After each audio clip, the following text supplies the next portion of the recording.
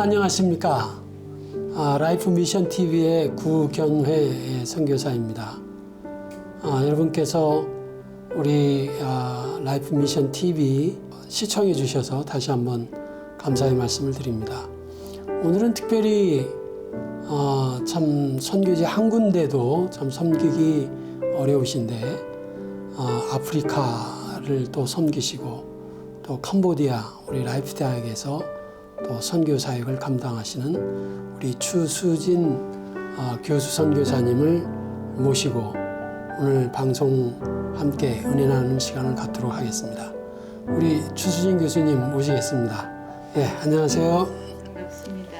예, 반갑습니다.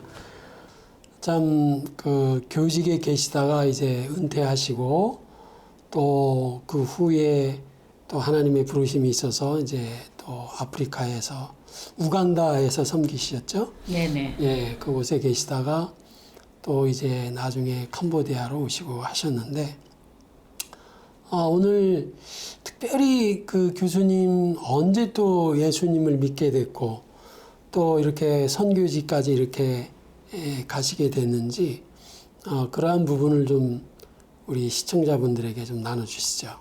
네. 이런 기회를 주셔서 감사합니다.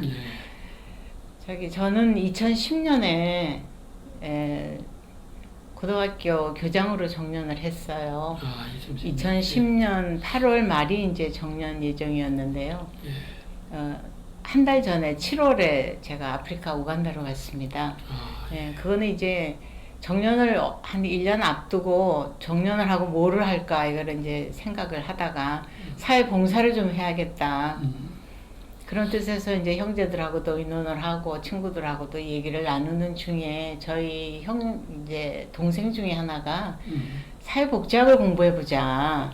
그러면 아마 우리가 교직에 있었으니까 교육계에 있었으니까 쓸모가 있지 않겠냐. 그래서 사회복지학을 공부를 하게 됐어요. 학사 편입을 해서. 그래서 인터넷으로 그거를 하던 중에 이제 실습 과목이 있더라고요, 거기에.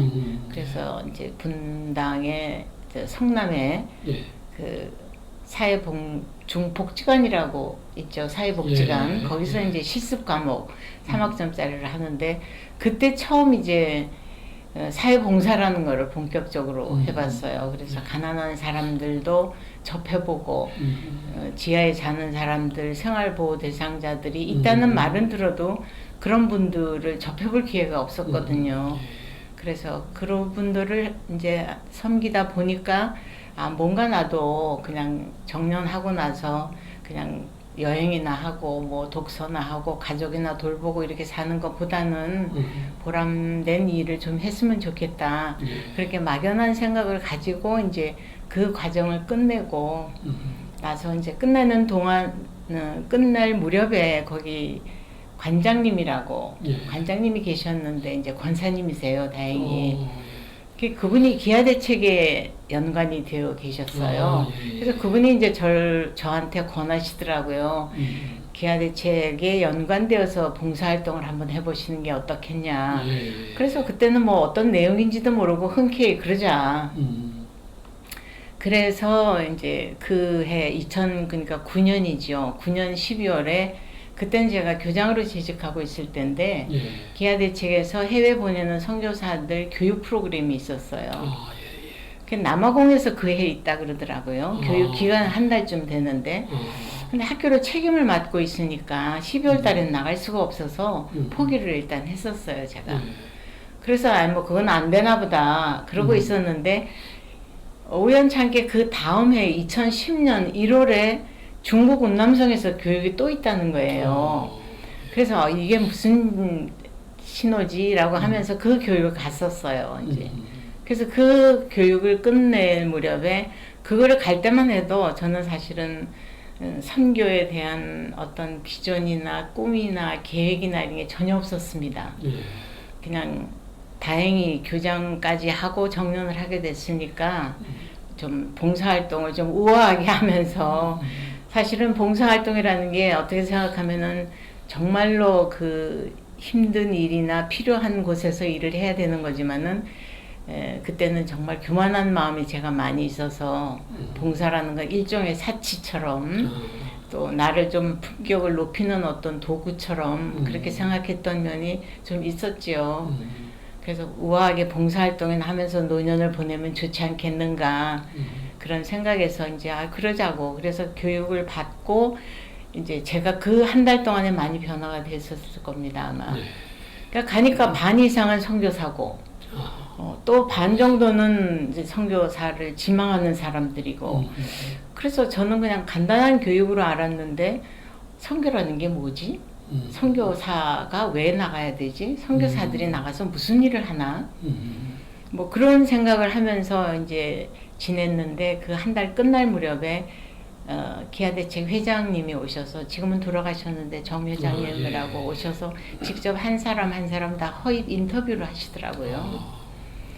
그래서 인터뷰를 저를 해주시는데 하는 과정에서 그 회장님 친구분이 주광조 씨라고 저희한테는 할아버지 뻘이 되시는데 그분 얘기가 어떻게 연결이 돼서 알아서 그러면 자네가 추원수 교수 딸이냐고 그러시더라고. 그래서 그랬더니 이제 알고 보니까 우리 외가댁이 주기철 목사님네 가정이세요. 그래서 이제 그 집안 식구인 게 이제 드러나게 됐죠 그때. 그래서 그때까지만 해도 저는 이제 주기철 목사님이 참 큰 일을 하신 분이고 우리가 흉내 낼 수는 없는 분이지만은 감히 저랑 어떤 연관이 되리라고는 생각도 못하고 우리는 그냥 아까 물어보셨지만은 모태신앙이라 한 번도 종교를 선택해 본 적도 없고 기독교가 왜 필요한지 예수님이 정말 예수님 밖에는 유일한 길이 없는지 이런 거 생각할 겨를도 없이 그냥 교회 가는 거고 교회 가면 뭐 교회 생활을 하는 거고 거기서 집사하다가 뭐 건사하면 뭐 그냥 되는 거고 초등학교 졸업하면 중학교 가는 그런 식으로만 생각을 했었어요. 그래서 그러니까 그냥 미지근하게 일종의 학교 외에 학원 하나 더 다니는 것 같은 그런 기분으로 그렇게 이제 생활을 하다가 그때 이제 허입 인터뷰를 받고 제가 이제 아프리카 우간다로 나가게 됐습니다. 그래서 그때 이제 그 회장님이 말씀하시기를 이제 영어를 전공을 했고 제가 대학원에서 영어를 했어요. 그리고 이제 학위를 영문학으로 받았거든요.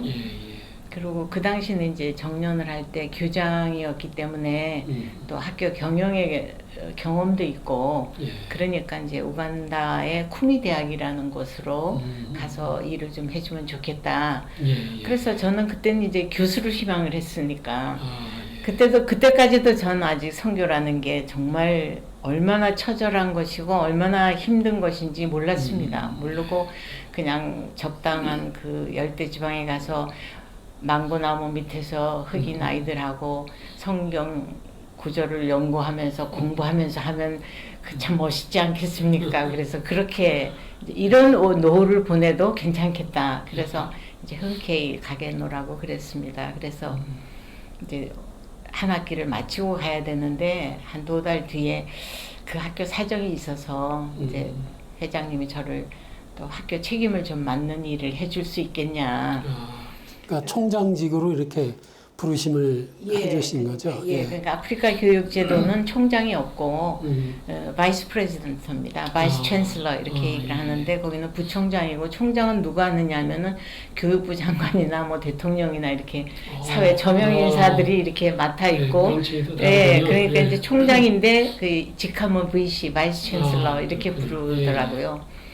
그래서 온 가족이 반대를 하고 저희 형제들이 반대를 하고 저도 일생 고등학교, 중고등학교에서 자리를 굳힌 사람이 대학이라는 걸 뭐 어떻게 알겠습니까? 그랬는데 이제 거기 대학은 우리가 생각하는 한국의 대학하고는 너무 다르니까 이제 가서 몇 달만 있어 봐라, 좀 해줘라. 그래서 뭐 어차피 도움이 되는 거라 그러면 해야 되지 않겠냐. 그래서 정말 아무것도 모른 채로 이제 진흙탕으로 뛰어 들어간 거죠. 제가 그렇게 해서 우간다 쿠미 대학이라는 곳에서 부총장직을 맡아서 근무를 하게 됐습니다.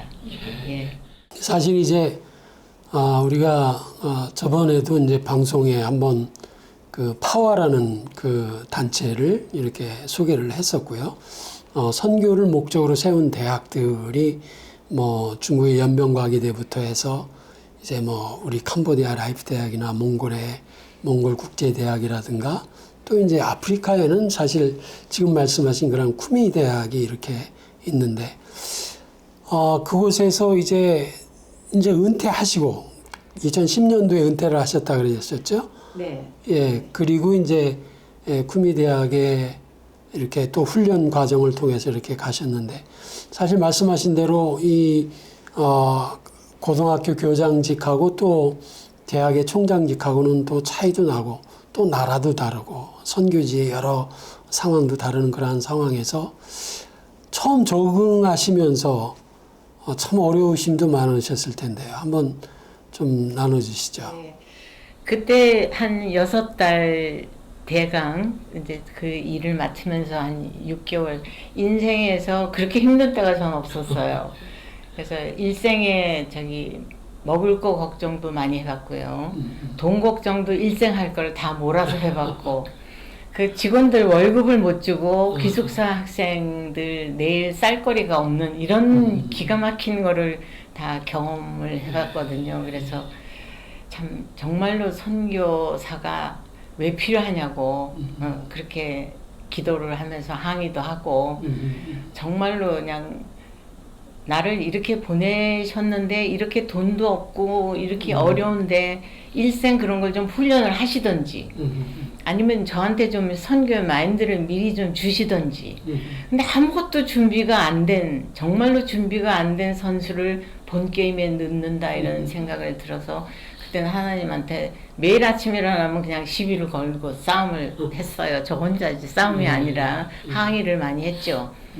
그래서 아침에 눈 뜨지 않았으면 좋겠다 이렇게까지 생각한 적도 있고 뭐 가니까 뭐 직원들 월급은 석 달 밀렸다 또 뭐 연금은 5년을 안 냈다 뭐 세금은 몇 달을 밀렸다 그러는데 도저히 뭐 어떻게 할 수가 없더라고요. 그런데도 하여튼 그때 가서 그해 12월에 직원들 월급을 줬어요. 12월 월급을. 그래서 사람들이 어떻게 그게 가능했냐.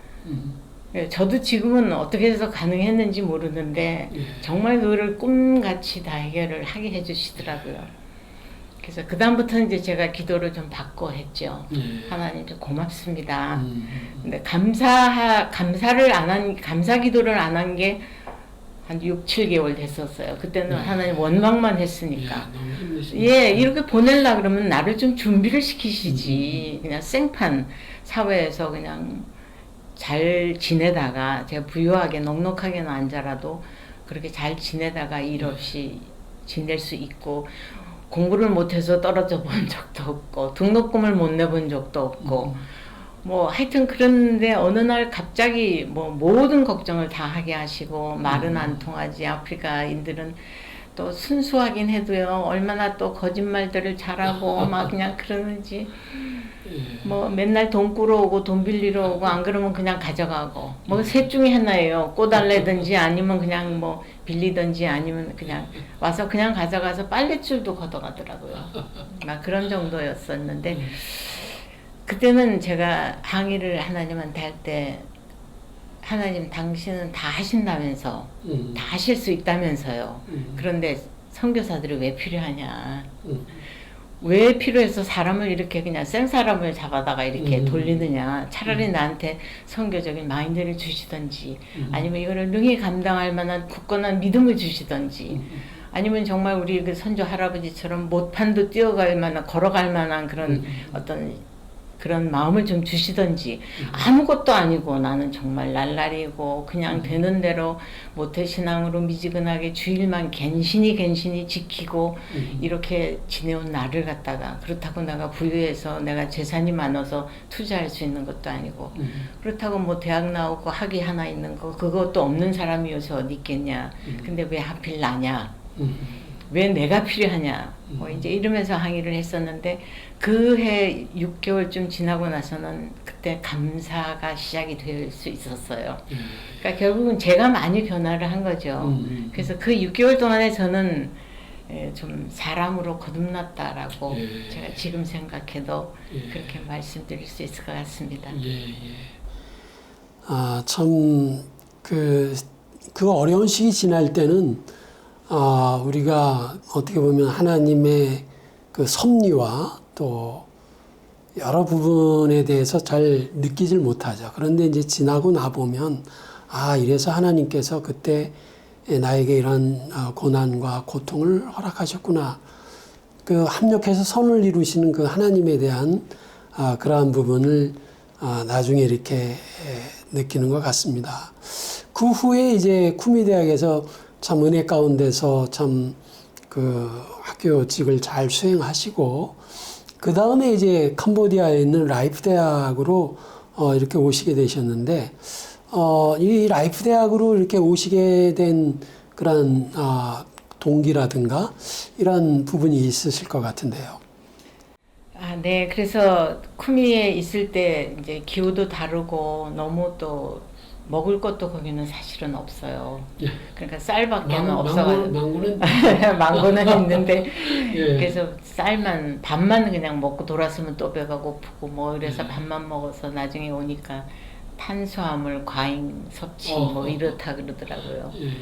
하여튼 그런데 그때 중간에 많이 아팠어요. 제가 너무 신경을 쓰고 막 이제 또 기후도 맞지도 않고 또 그러니까 한국에 와서 좀 치료를 하고 이 목 뒤에 경추가 또 막혔다 그러더라고요. 막 그런 것도 있고. 근데 그 수술을 안 하고 제가 한번 선교사님들 그 기도회에 가서 제가 거기다 손을 대고 기도를 한번 해봤어요. 그러니까 그 믿는 것도 아니고 저는 아직 남을 치료해 본 적이 없습니다. 그런데 뭐 믿자의 본전이지라고 생각을 하고 그렇게 해서 그 목이 아직 괜찮거든요. 그런 이제 일을 통해서 저한테 하나님이 기회를 더 주신 것 같아요. 거 봐라, 내가 네가 하면 되잖아. 너도 아직 내가 쓸만하니까 쓰지 이러시는 것 같은 그런 생각이 나서 그랬는데 너무 중간에 아프고 그래서 2번 한국을 나와서 치료를 하고 들어가고 거기서 막 이제 쓰러지고 뭐 이래서 한국에 와서 저기 서너 달 쉬기도 하고 막 그랬었습니다. 근데 아까 서두에 총장님 말씀하신 그 파워 대회라는 거 세계 기독교 대학 총장들이 모이는 그 대회에서 그때 총장님을 처음 뵀죠. 제가 가서 네, 한국에서 이제 사랑의 교회에서 했을 때 그래서 뭐 그때는 그냥 어디 있는 사람들이다라고 하니까 그냥 헐뜯 이렇게 봤는데 그때 이제 총장님을 알게 되고 그래서 그냥 그 뒤는 별일이 없었죠. 우리가 그래서 그랬는데 아프리카에서 2017년 5월에 제가 나왔어요. 그때는 너무 건강이 안 좋고 그래서 나와서 있는 중에 이제 또 몇 달 있으니까 다 치료도 하루 이틀에 끝나지 않고 건강이라는 게 우리가 회복한다 그러면 또 나이도 있고 그러니까 그게 잘 빨리 회복도 안 되고 또 한국 사회라는 게 제가 나갔다 들어오면 처음에는 뭐 좀 편하고 막 이제 그렇지만 거기 또 익숙해지면 이제 거의 끝났는데 굳이 나가야 되나 거기도 이제 새 총장이 오시고 그랬으니까 그래서 치료 겸해서 이제 핑계 겸해서 좀 꾀를 부리고 있는 차에 제가 알던 그 아프리카 쪽에서 알던 수학과 교수님이 한 분 계셨어요. 그 교수님이 김승기 교수님 이름을 말해도 되는지 몰라서 그 교수님이 이제 전화를 하셔서 한국에 있는 줄 아니까 그 이제 좀 어떠냐 그래서 요새는 좀 괜찮다 건강이 괜찮아져서 살만하다 이제 그랬더니 그러면 살만하면 여기 있으면 뭐하냐 자기가 이렇게 캄보디아 갈 거니까 같이 가자. 그래서 캄보디아 국연회 총장님 계신 거 아니냐 그러니까 그렇다 그래서 자기가 가기로 했다고.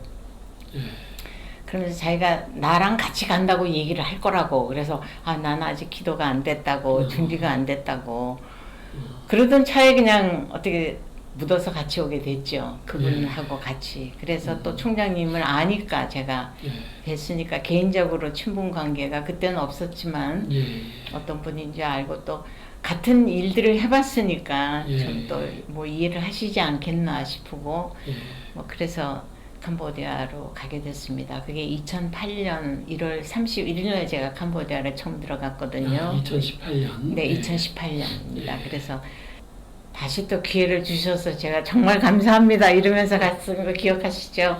정장님도. 그래서 그때는 이제 이런 일이 다 끝인 줄 알았는데 다시 또 이렇게 기회가 돼서 또 선교사라는 직함을 불리우게 되고 또 일할 수 있게 되어서 정말 감사하면서 일을 해오고 있었습니다.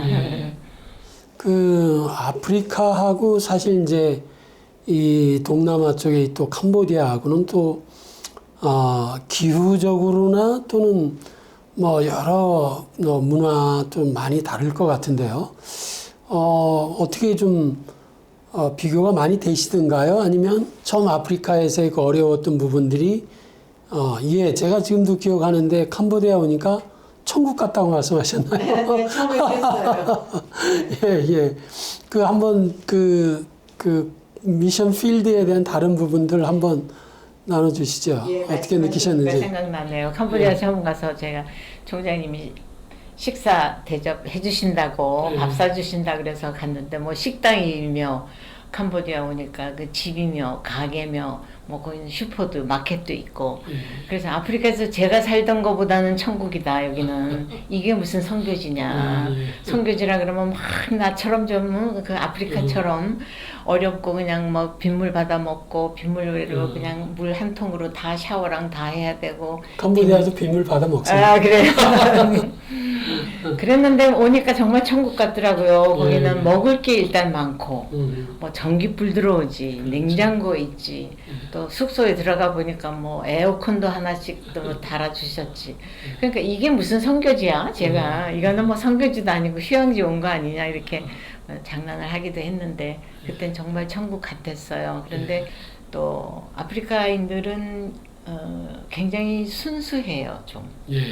동남아 사람들보다는. 그게 이제 우리가 그냥 편한 말로 하면 문화가 들어와서 그렇다 뭐 이렇게 얘기도 하기도 하는데 그런데 거기는 너무 빨리 변화하기 때문에 예를 들면 휴대폰 하나 들어놓는데 우리는 굉장히 오래 여러 모델을 걸쳤잖아요. 옛날에는 우리는 이렇게 큰 냉장고 같은 이거 휴대폰도 쓰고 삐삐 이런 것도 쓰고 그랬는데 그쪽 사람들은 바로 휴대폰을 쓰기 때문에. 그렇죠. 그래서 우리가 한 30년 걸친 거면 그 사람들은 6개월이면 되고 또 너무 여러 나라들이 아프리카를 지원하기 때문에 혜택이 골고루 가지는 않아요. 물론 그렇지만은 남을 돕는다 그러면 일단 아프리카를 우리가 가난하고 도움이 필요한 나라라고 생각을 하지 않습니까?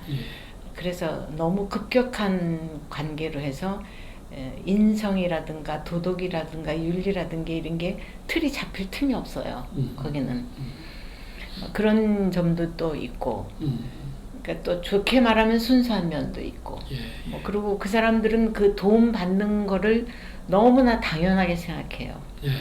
뭐 다는 아니고 제가 아는 그 범위 내에서 제가 생활했던 부분에서는 물론 말은 땡큐 하지만 그 땡큐는 정말 감사한 게 아니라 우리 거 다 니네 가져갔고 뭐 그러니까 그렇지 않냐. 그래서 심지어는 우리 학교 직원도 대학이라 그러면 그 사회에서는 굉장히 엘리트잖아요. 그렇죠. 근데 그 직원 중에 하나가 너무 당연하게 꼬 달라 돈 달라 뭐 없다 막 이렇게 해서 내가 그거 좀 너무하지 않냐. 그렇게 한번 얘기를 했더니 너희들 선교사는 우리를 팔아서 니네 나라에서 돈을 후원금을 받지 않냐. 그렇게 얘기하는 분들이 있었어요. 그렇게 아주 따지더라고요. 그 영어로 아주 또박또박 해가면서 그러면 그 돈은 우리한테 써야지. 그 돈을 왜 니네 생활비로 쓰고 니네는 우리보다 잘 먹고 잘 사냐. 그건 사실 우리 돈이고 또 옛날에는 백인들이 우리 걸 다 뺏어갔기 때문에 이건 우리 거지. 니네 당연히 나눠 써야 되는 거지. 이거는 뭐 그런 게 아니다 이렇게. 뭐 일부겠지만 그렇게 얘기하는 사람들도 있고 그랬습니다. 근데 캄보디아 오니까 일단 물질은 풍부해요. 예. 그리고 우리나라에서 가깝기 때문에 뭐 먹을 거 이런 것도 걱정 안 해도 되고 경제나 사람들 수준은 훨씬 더 위죠. 아프리카보다 더 많이 깨우친 것도 그렇고. 그런데 제가 선교사로 이렇게 자리를 하다 보니까 저한테는 아프리카가 훨씬 더 쉬웠어요.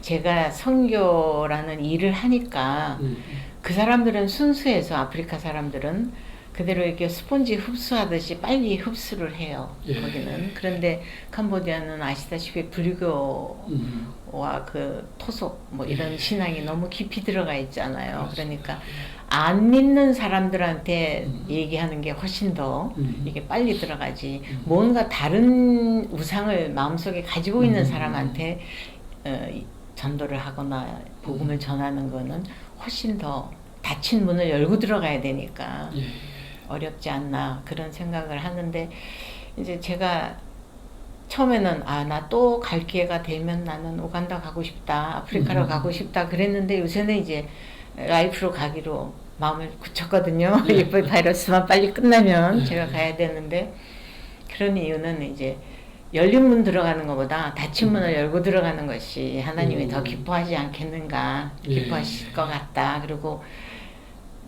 필요한 곳에, 내가 더 필요한 곳에 가는 게 좋겠다 그런 생각이 들어서 보람은 캄보디아 쪽에 있는 것 같습니다.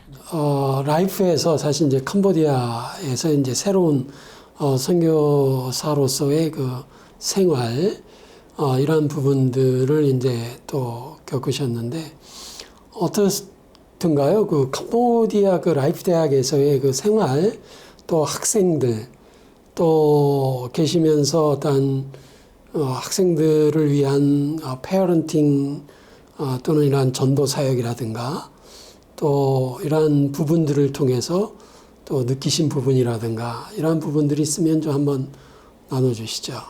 네, 그래 제가 캄보디아를 다시 그러니까 선교로 나가려고 마음 먹었던 이후에 두 번째거든요. 그렇죠. 우간다가 처음이고, 이제 제 인생으로 보면 처음은 교직에 있었던 거고, 이제 두 번째 장으로 이모작으로 제가 이제 선교지로 나오게 됐는데, 선교지에서 2장이 이제 캄보디아가 되는 겁니다. 그런데 거기 있을 때는, 저쪽에 우간다에 있을 때는 제가 행정을 주로 했기 때문에 수업보다는 그래서 저한테는 이제 더 좀 행정은 익숙하지만 학생들을 1대1로 대하거나 이럴 기회는 많이 적었죠.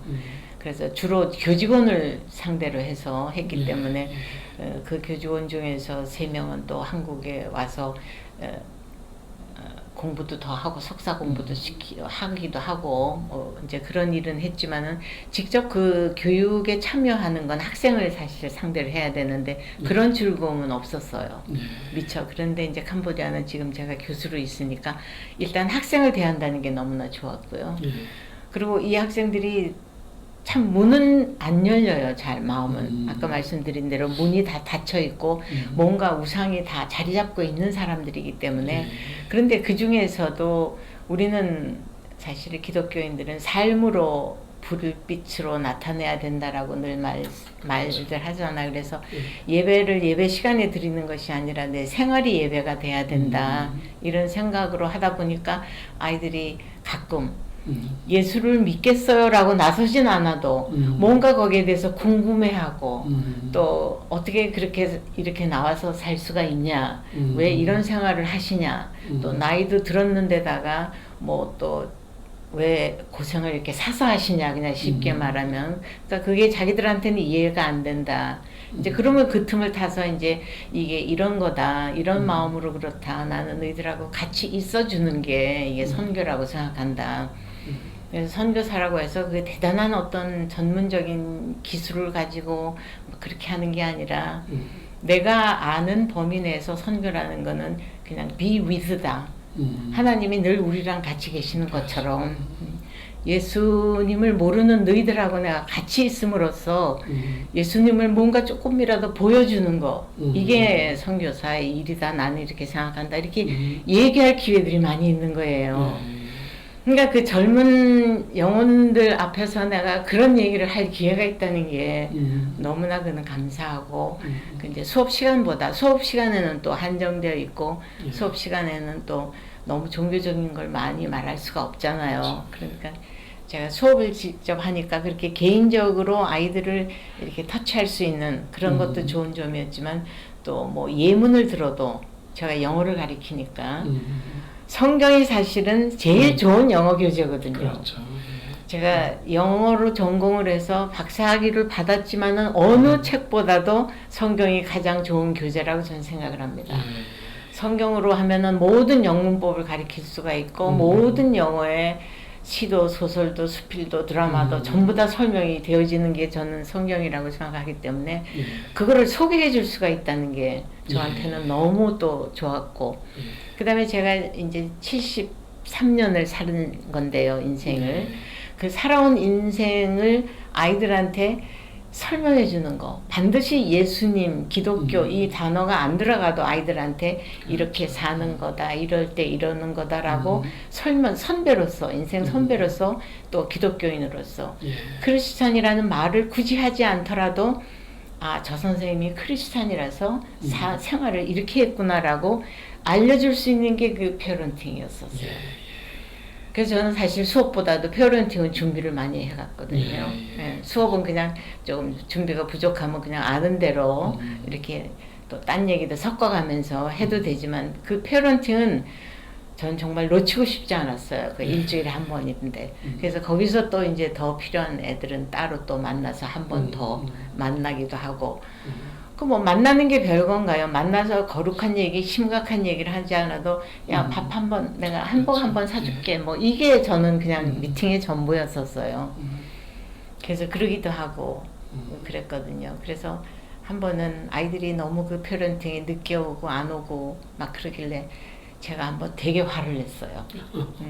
속상하죠. 예, 한국에서는 뭐 제가 참 무서운 선생님이었었으니까 그래가지고 나 이제 앞으로 페어런팅 안 한다고 이제 내 교실에 들어오지도 말라고 아주 저 또 화를 내면 되게 또 못되게 화를 내거든요.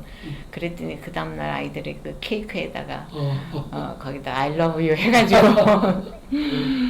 예, 그렇게 온 적도 있고 그래서 저는 그 페어런팅을 통해서 제 나름 전도를 했다고 생각을 하고 100% 전도는 아니라도 그거를 그 시간을 통해서 내가 크리스찬이라는 거 크리스찬들이 왜 나와서 이렇게 이런 일을 하고 있는지 우리가 도대체 한국 사람들이 캄보디아에 와서 무슨 이유로 이런 일을 하고 있는지 우리한테 이게 무슨 득이 되는지 우리가 어떤 경제적인 그 베네핏이 있는 건 아닌데 이게 왜 하고 있는지를 내 삶으로 보여줄 수 있어서 저는 그 시간이 굉장히 저는 좋았어요. 그리고 아이들도 그거를 통해서 이제 개인적인 관계도 맺어지고 개인적으로 친하기도 하고 어떤 아이들은 뭐 결국 나중에 한 학기 끝나니까 저를 마미 이렇게 부르더라고요.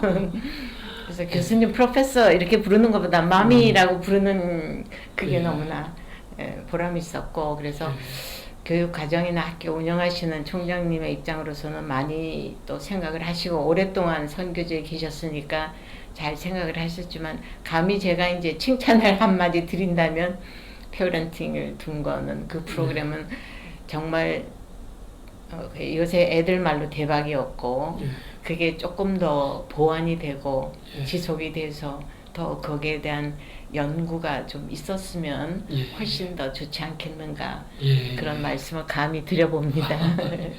예, 감사합니다. 사실 이제 우리 라이프 대학이 일반 교양 과목에서 이제 2학점짜리 그 기독교 소개라는 과목을 통해서 이제 우리 기독교가 뭔지에 대해서 이제 가리키고 또 이제 복음도 전하고 하는 그런 공식적인 프로그램도 있고 또 채플도 있고 하지만 사실 이제 교수님들이 가리키는 학생들을 이제 부모와 같이 이렇게 돌보면서 그 아이들에게 복음도 전하고 또 성경 공부가 필요하면 또는 또 기도회가 또 필요하면 같이 기도도 하고 하는 그런 프로그램인데 참 그 부분을 통해서 우리 교수님께서는 참 많은 보람과 또 은혜를 또 받으셨다고 하는 그런 간증이었습니다. 감사합니다.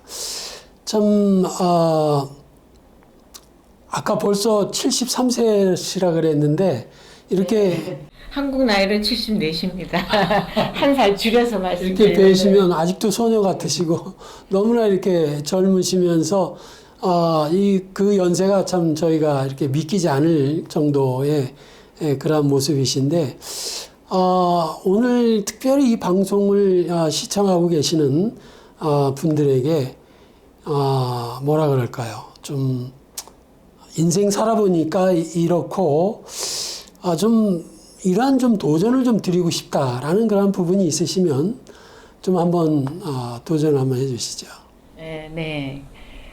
제가 감히 뭐 내가 많이 살아봤으니까 이게 가장 중요하다, 이게 한다, 이게 소중하다 이렇게 말씀드리기는 자격은 없지만 그래도 한 70여 년 살다 보니까 성경에 이런 말씀 있잖아요. 사람이 천하보다 귀하다. 그걸 저 잘 이해를 못했어요.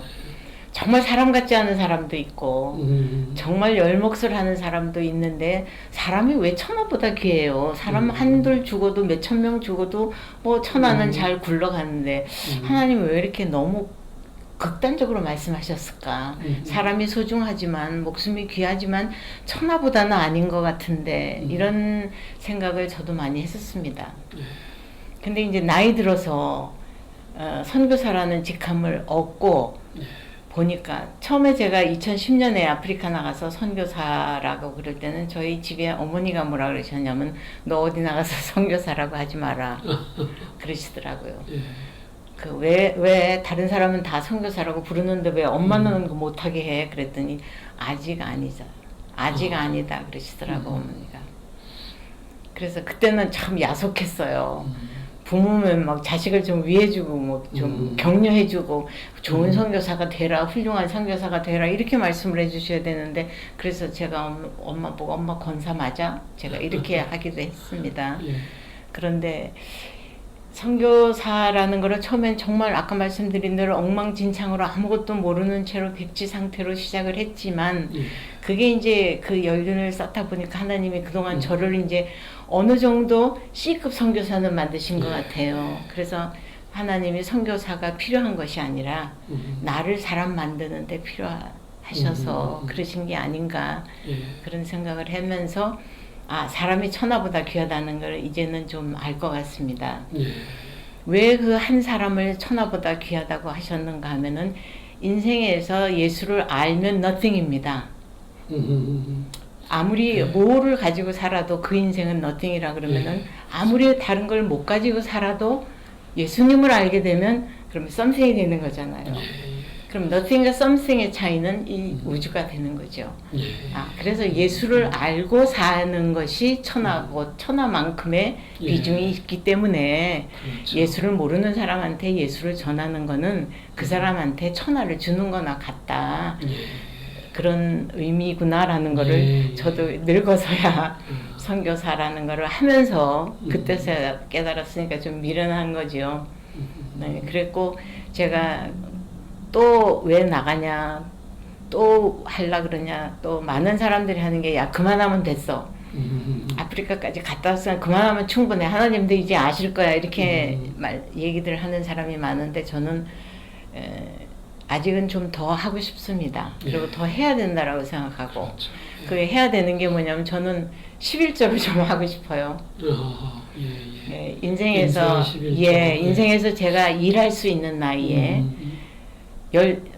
한 살부터 일은 하지 않았을 테니까 그거를 한 10대 후반으로 잡거나 20대 쯤을 잡으면은 제가 사는 기간에서 11조는 하나님한테 드려야 되겠다. 돈만 드리는 것이 아니라 그래서 그 11조가 횟수로 따지면 7년인데 뭐 7년은 지났죠. 7년은 지났는데 제대로 한 것이 7년이 아직 멀었습니다. 제가 그래서 정말 B급이라도 중간 정도라도 선교사가 해야 되는 일들을 감당하고 선교사라는 그 뭐랄까 의무라든가 책임이라든가 그 위치라든가 이런 거를 깨달으면서 해야 되는 것이 저는 온전한 11조라고 생각이 되어서 그 11조를 채우느라고 그렇게 하는 건데 혹시 이 방송을 전혀 상관이 없는 분들이 혹시 보시게 되면 여러분들이 만일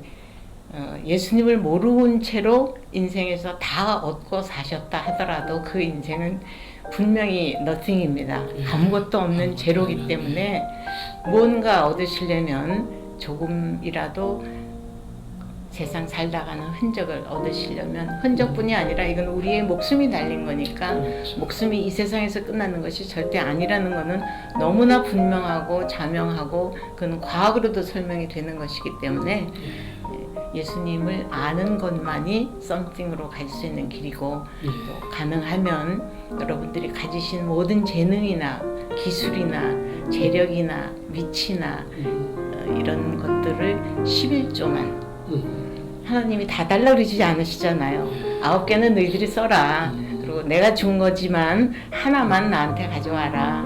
그러면 내가 나중에 더 많이 줄게. 이렇게 하시는 거잖아요.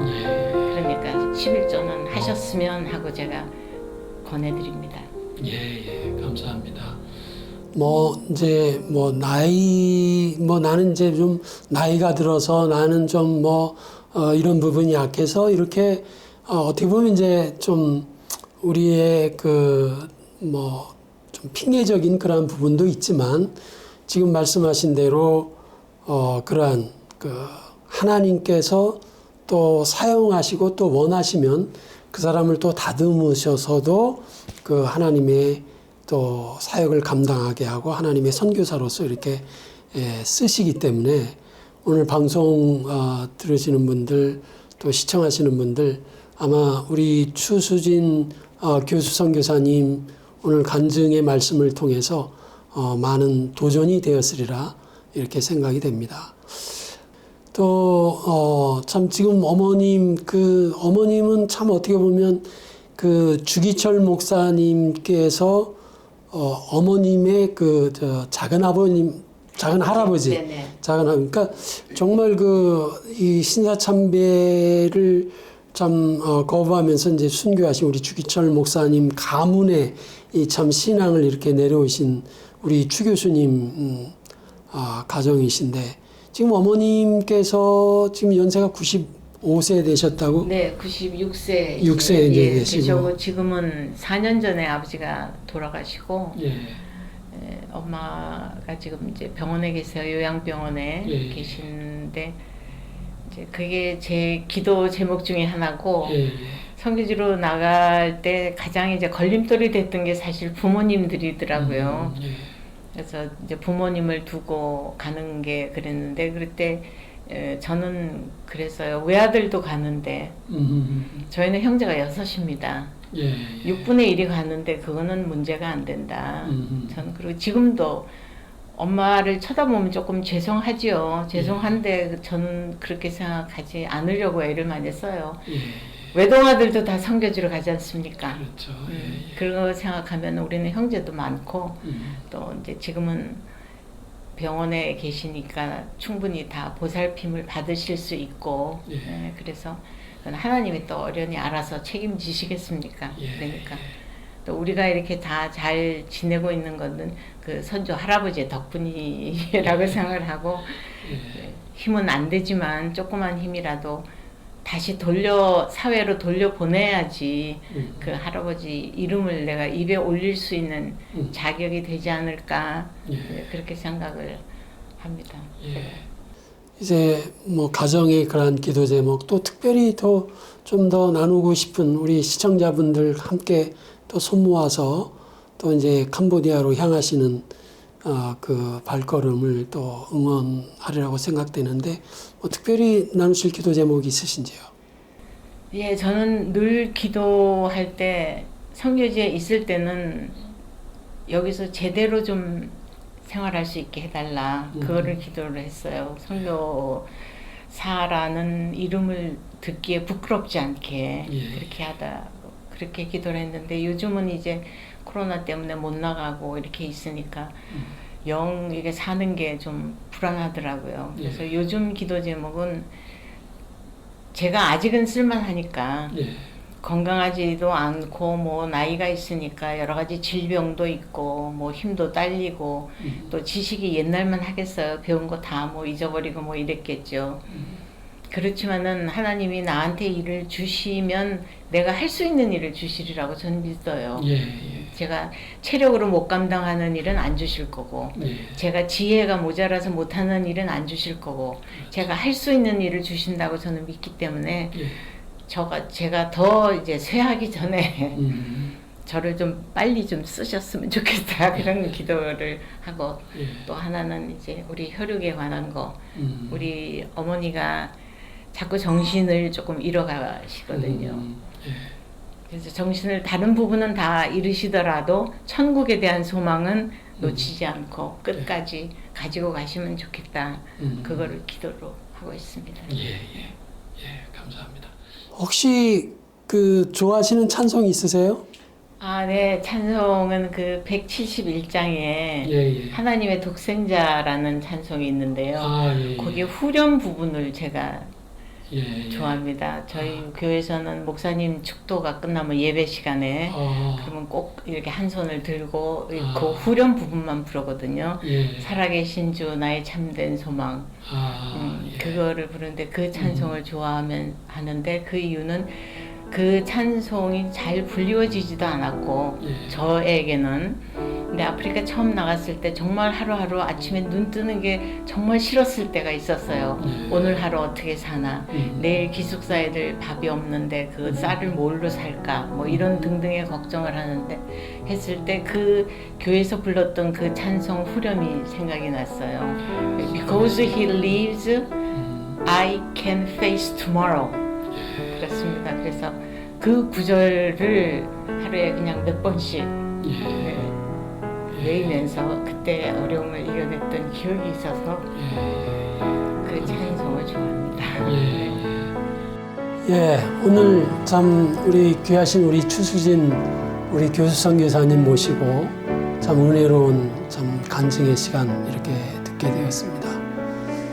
참 그 선교지에서 정말 하나님만 아는 그런 눈물의 그런 기도, 그 어려운 생활 속에서도 참 우리 하나님께서 그렇게 지키시고 지금까지 함께 해주셨고 지금 연세 이렇게 되셨지만 다시 또 선교지로 향하고자 하는 그의 마음, 그의 열정을 우리 하나님 받으셔서 그대로 쓰시리라고 생각됩니다.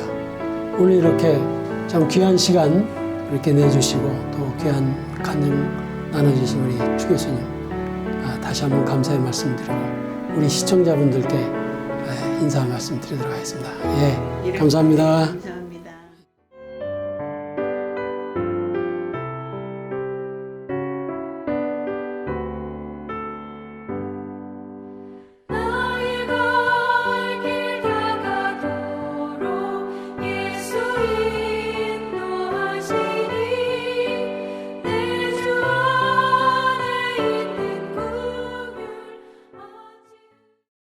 여러분, 다시금 우리 라이프 미션 TV 유튜브 채널을 시청해 주셔서 감사드립니다.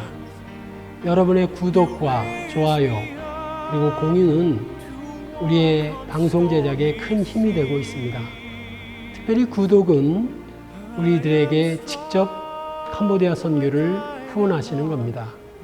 여러분, 이 방송을 여러분의 친구나 또 가족들에게 나누어 주셔서 캄보디아 선교를 널리 알려주시면 감사하겠습니다. 다시 한번 여러분 구독해 주심에 깊은 감사를 드립니다. 감사합니다.